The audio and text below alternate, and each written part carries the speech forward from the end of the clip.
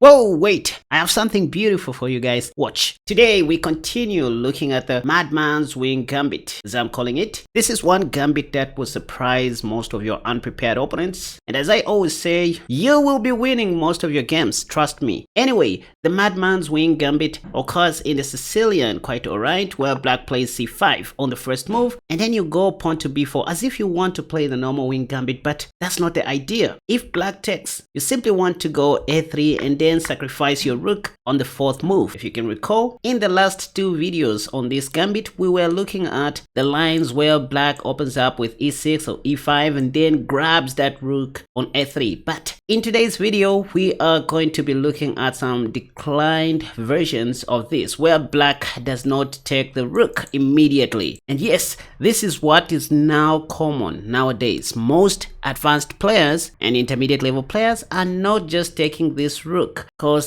something seems to be fishy at this point. Why are you sacrificing the rook? Even if they play pawn to e6 and then you go knight c3, trust me, a lot of people are not taking on a3 anymore. They are not taking that rook. They understand you want to activate your dark squad bishop, and that's what we call a positional sacrifice, you guys. Anyway, so what you will see most people doing at this stage is playing knight c6. You can check the latest database at your own free time. You will find this is the second most played move. Knight c6. Once this happens, just know maybe your opponent is not going to take that rook. But hold on, you still want black to take your rook so that they help you activate your dark squad bishop, which is why I suggest you leave that rook on a3 for as long as you like. You're going to be playing moves like knight f3, knight b5, etc. Like in this position, you can play knight f3. It's not much of a stretch. That's the main line. But the Kaspa move is knight b5, as always. As long as black doesn't commit pawn to a6, go knight b5. And just to show you what happens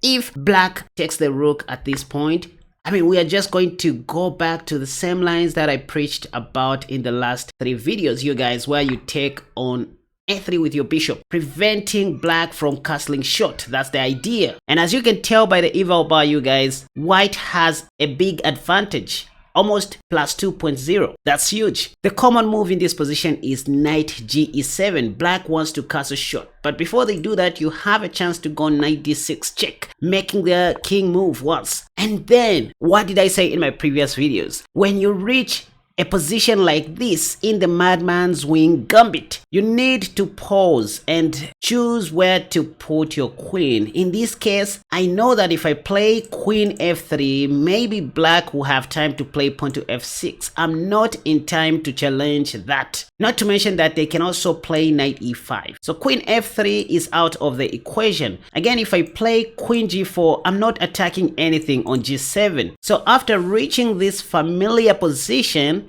and pausing a little bit, I would definitely choose queen h5 over everything, because this comes with a direct threat on f7 and also stops the move queen a5 somehow. And the common move you're going to see in this position is pawn to g6. Again, wait. If you just go on and play queen h6, your attack will finish. Just like that. Even though that's okay, but I want to show you the best. You just go queen f3 in this position, because this comes with another attack. You will see most of your opponents playing pawn to f5 to stop checkmate. And now guess what? This is where you shake your opponent's eyeballs by going queen c3. Play active chess. Don't just take. This is not Pac-Man doo-doo where you should just be chopping and chewing your opponent's pieces. Chess is not a game, you guys. It's war. You need to pressurize your opponents as much as you can to make them resign. Anyway, you're just one move away from checkmating your opponent. For example, if they play rook g8 in this position, you can simply go queen f6 and that's checkmate. Well, if they don't do that, and let's say they play something like king g8, guess the move, ladies and gentlemen. Well, this time it's not queen f6, because black can play queen f8 to stop everything. So you simply go bishop b2, and it will be very difficult for them to, stop those checkmate possibilities. Anyway, maybe pawn to e5 will save them. But once again, you have moves like bishop c4, and in fact, in this position, queen b3 adds more salt to the wound, because we are just one move away from checkmating. Once again, if knight d5 is played, you just take that knight. The problem still remains the same. King g7 may be played, and then you go queen f7. That's check. only move, you go knight f3, among many other things you can do, such as pawn to h4, g4, and the likes. Knight f3 to me is faster in that black won't have time to neutralize this attack. You have knight takes e5 because you want to take back on f7 with one of your knights like that, and there's a funny checkmate in 3 in this position which happens like this. Black has to block with a pawn and then you take. That king won't escape from Sobibo. By the way, not the Sobibo that you know. This is just a weird term that means something else. Alright, speaking of Sobibo, why am I moving so fast? Well, it is because I have covered some of these lines more than twice before. I mean, you can watch my previous videos, so I don't want to repeat content intentionally. I'm also trying to beat time. You can always slow the video down, go back, review, rewatch this video over and over to master these things. Besides, there is a PGN in the comment section down below. So you click on the first link and you'll be able to go through these study PGN. Well, still looking at the no bishop takes a3 line where black does not take our rook. Once again, you start with e4 and then black responds with c5, the Sicilian.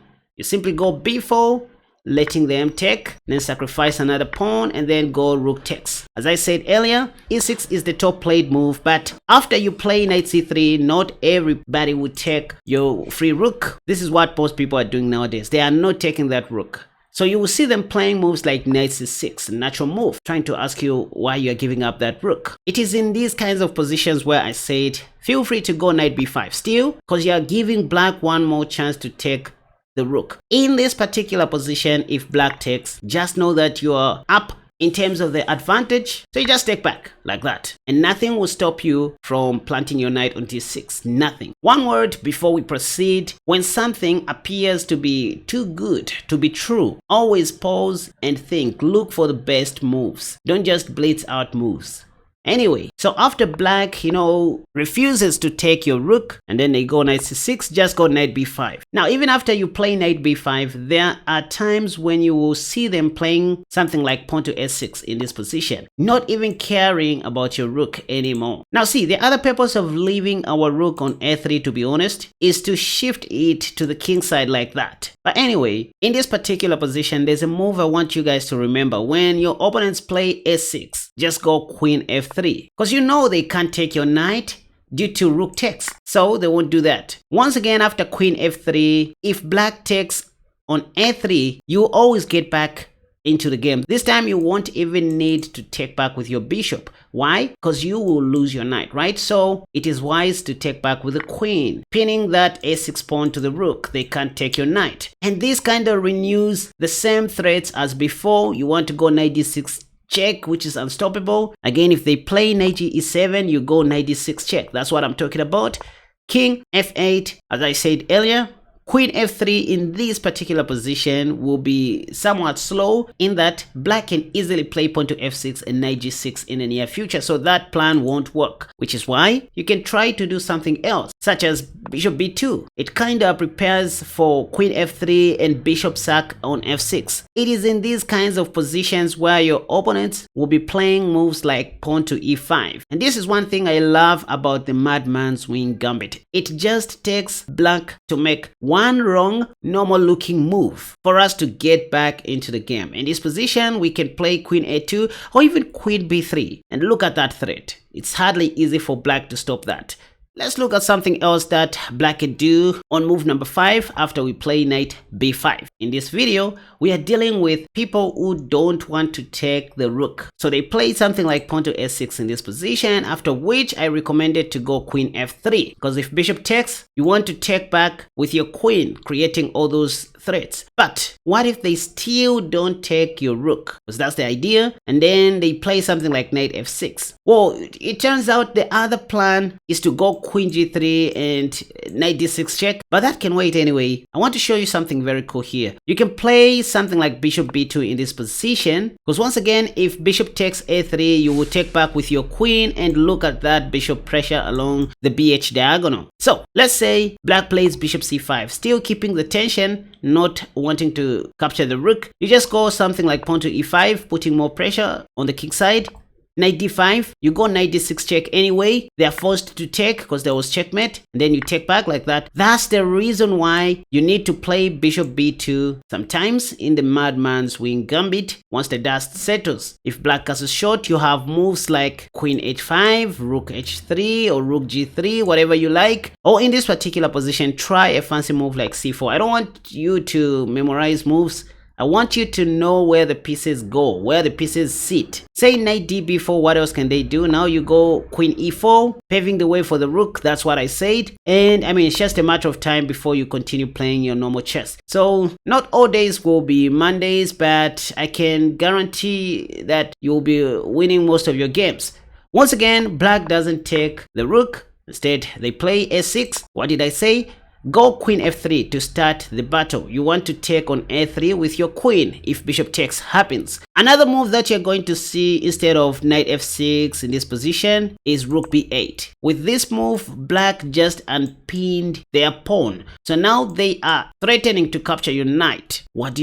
You just go knight c3. Once again, bishop takes rook this time won't even work, as black will just help us get back into the game. You can take note of the highlighted arrows. That's our plan. So they will do something like knight f6. They are not interested in your rook, remember? So if that happens, you can play something like queen g3. By the way, if you put this on Stockfish, Stockfish is going to say this is garbage, quite alright, but you won't be playing against Stockfish. I mean, you're not a Terminator. You're not a robot. You play against fellow human beings who are not good at, making long-term calculations. Here, Stockfish is calculating the possibilities in the future. Anyway, even if bishop takes happens, you simply take back, preventing them from castling short. If they play something like pawn to b5, what else can they do? I mean, you can even go bishop d6 here, threatening to take on g7 now. If they move their rook, it's up to you to do what you want to do. I love pawn to e5 in this position, and all of a sudden you can see how the eval bar has gone up in white's favor. These are the moves that humans make. Knight h3, and so all in all, I was just trying to show you what to do if black doesn't take your rook on a3, or if they choose not to. Instead, they play moves like knight c6. You just go knight b5. If bishop takes rook now, you will always be up an advantage. If they play a6, you go queen f3. So these are the only things you need to memorize. That's all. If need be, just memorize the 6 opening moves that I've shown you so far, and chess will start playing itself. Once you reach this stage, start playing anything that makes a lot of sense, as long as you are putting pressure and attacking. Remember this move, queen f3, and all will be well. If they are not taking your rook still, go bishop b2, start developing normally. Your light squad bishop will be sitting on d3 most of the times, because on c4 it won't be doing anything due to pawn to d5, logical stuff. So bishop b2, bishop d3, knight h3, pawn to e5, queen e4. That should be your plan. That's what I'm saying. Now let's see how I can put these ideas into practice in a real game.